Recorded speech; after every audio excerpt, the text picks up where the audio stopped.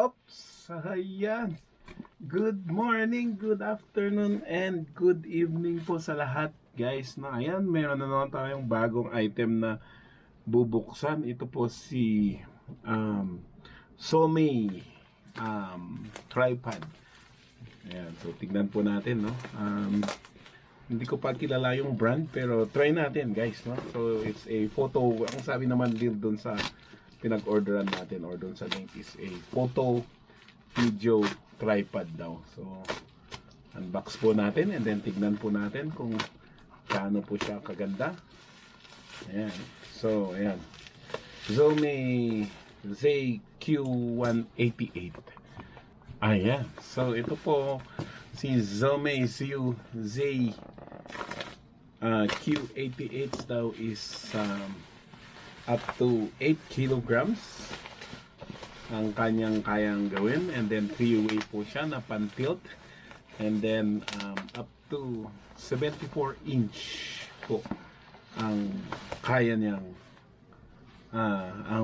yung kataas niya. Ayan, so tingnan naman, oh, maganda naman siya.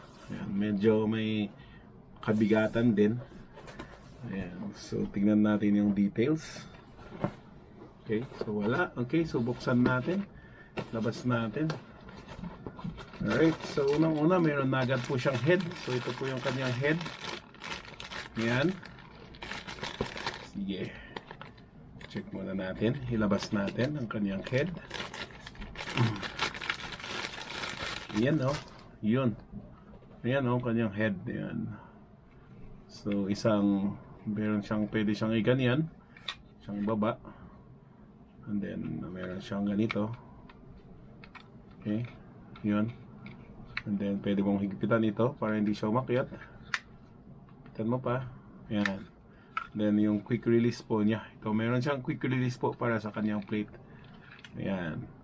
So isa lang po yung kanyang plate dito, pero hopefully mayroon pang isa sa loob. Ayan, balik natin to sa kanyang cellophane. Okay.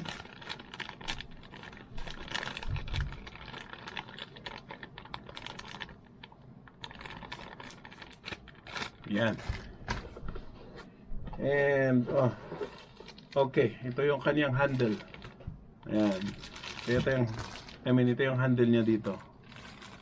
So ilalagay mo siya dito. Dito. Ayan, so ito yung panghawak. Okay? And of course, rubber footing yung nahulog.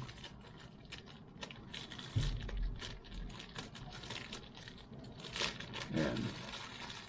Ito yung kanyang rubber footing. Ito. Ayan, oh. Alright. Meron pa ba? Baka meron pang mahulog. Ayan. So marami pa siyang kasama, guys. Carry-on belt yata to, or strap. And meron siyang strap din.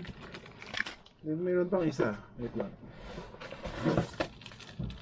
Oh, meron pa siyang ano yan, pang cellphone na clamp. Ayan. So meron siyang kasamang pang cellphone na clamp. Ayan, oh. Ayan. Okay. So labas natin yung tripod. Tingnan natin. Iyon. So ang nakuha po natin is color blue. Ayan po siya. Ayan. And then meron po lang po siyang manual din. Ayan. So hook, leg. Ayan. So rubber foot. Lalagay lang po natin yung rubber foot mamaya. Ayan. So try natin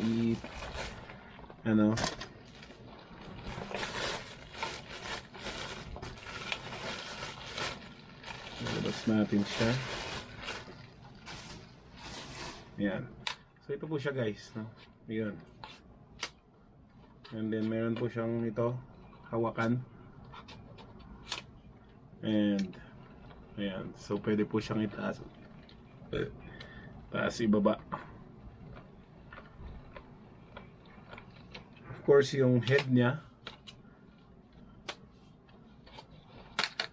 try natin ilagay.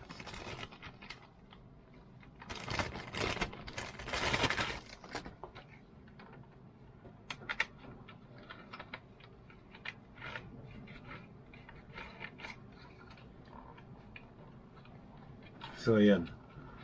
So ayan na po guys, no? So lagay. So isa lang talaga yung kanilang hot shoe or lalagyan ng connectan ng ano ng ano yan? Ng ano yan? Ng camera. Ayan.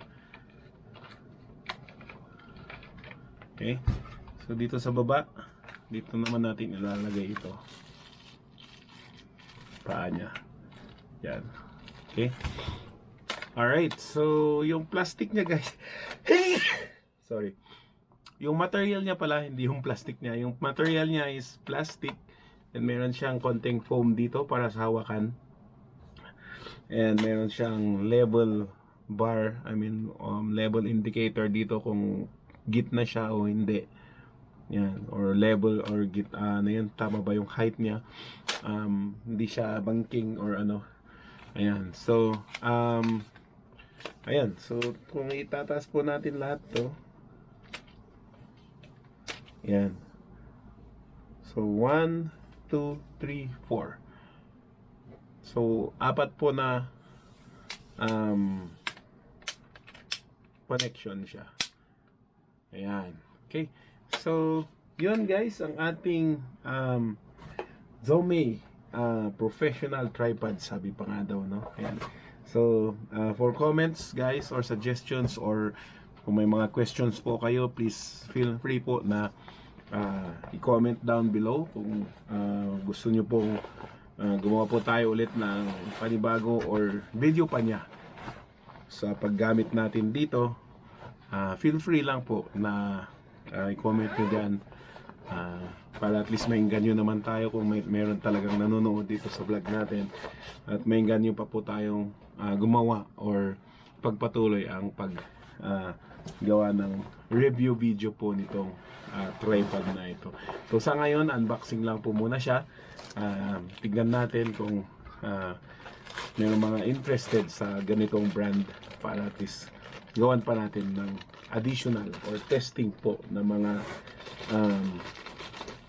ano yan, mga videos. So yun lang guys, maraming pong salamat, and of course please don't forget to like and subscribe po dito sa channel po natin ito. Malaking tulong po ang pag-like and subscribe nyo po dito sa channel na ito. Maraming salamat and ciao guys.